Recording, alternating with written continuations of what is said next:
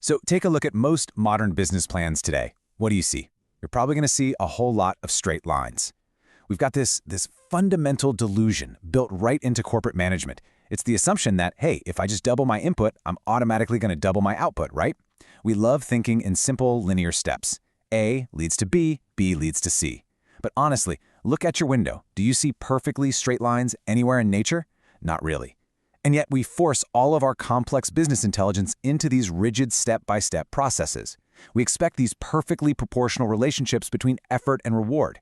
In this explainer, we're calling out that standard, rigid business plan, and we're going to dig into exactly why relying on straight-line thinking is, frankly, a massive risk. Let's just ask the question straight up. When did a straight line last accurately describe how your business actually grew? Think about it. We all have this ingrained cognitive bias, this creeping assumption that the future is just going to be a direct copy-paste extension of the past. We assume that pulling one lever will always produce the exact same predictable outcome. But in the real world, the world of messy economics and unpredictable customer behavior, growth doesn't look like a straight line drawn with a ruler. No way! It follows curves, it cycles, and it shifts when you least expect it. And this right here is what we call the straight line illusion. These standard linear assumptions completely dominate how we plan. We build out these massive spreadsheets filled with steady revenue projections, nice neat market share targets, and perfectly timed branch rollout schedules. Take that last one, for example. Someone says, oh, if we just open a new branch in the Blue Ocean Mall, our top-line revenues will increase by exactly 7%. Okay, it sounds incredibly rational, right? Very data-driven, but it tricks organizations into this binary way of thinking.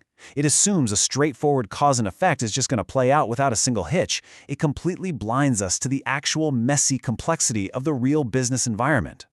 Which brings us to our first core concept. Straight-line thinking is a tool, but it's not a toolkit.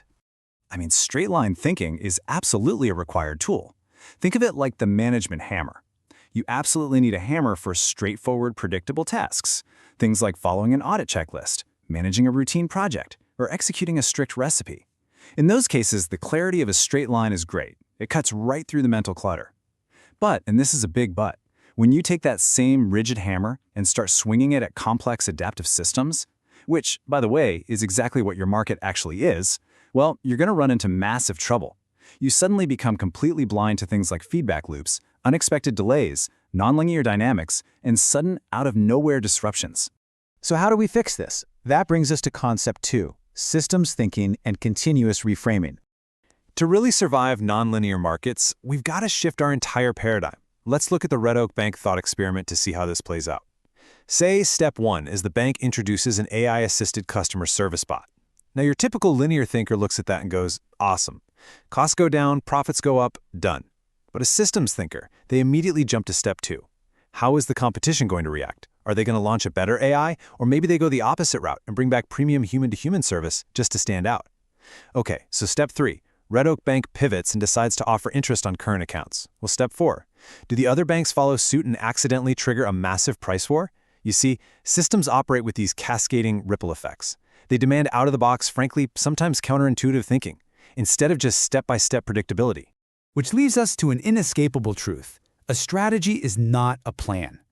Most organizations out there have a very detailed, very linear plan that they are falsely calling a strategy. A plan is just a sequence of steps. Strategy? Strategy lives in an entirely different universe.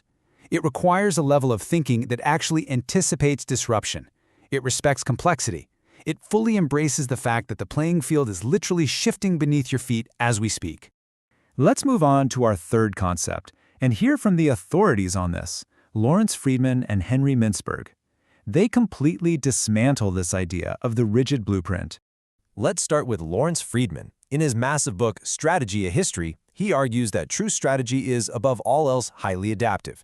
It is governed by your starting point, not your end point. You can't just draw a line on a map to your goal and blindly march forward. Why? Because, as history shows us time and time again, opponents always push back, and completely random chance events will always disrupt your environment. Real strategy means constantly recalibrating. It's about shrewdly balancing the actual means you have right now against your desired outcomes, just to extract the maximum amount of power from whatever situation you find yourself in. And then we have Henry Mintzberg. He argues that formal planning is analytical and linear, sure, but strategic thinking is synthetic and creative. I love how he puts this. Strategy is not the consequence of planning, but the opposite, its starting point. Think about that for a second. You don't just make a linear plan and then magically christen it your strategy. You have to establish your strategic thinking first, and that overarching mindset is what informs the short-term plans you make to survive the present moment. Mintzberg actually provides this absolutely perfect analogy for how this functions in the real world. He says, strategies grow initially like weeds in a garden. They're not cultivated like tomatoes in a hothouse, right? A hothouse is perfectly controlled. The temperature is regulated. Everything is mathematically predictable. That's your standard rigid business plan. But the real market? The real market is an uncontrolled garden. True strategy is organic. It evolves in real time, popping up wherever it finds a tiny advantage, adapting to the soil, the rain, the weeds. Organic, adaptive strategy is just far, far superior to rigid, linear control. Okay, so let's wrap this up with a conversation worth having. It's time to take all this theory and shift gears into immediate application.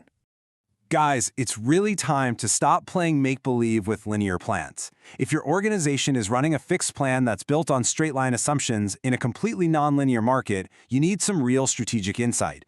For those professionals out there who actually know the difference between a plan and a strategy, and who have seen firsthand exactly what kind of disaster happens when organizations confuse the two, you need to check out David Abbott at Acatalyst Consulting.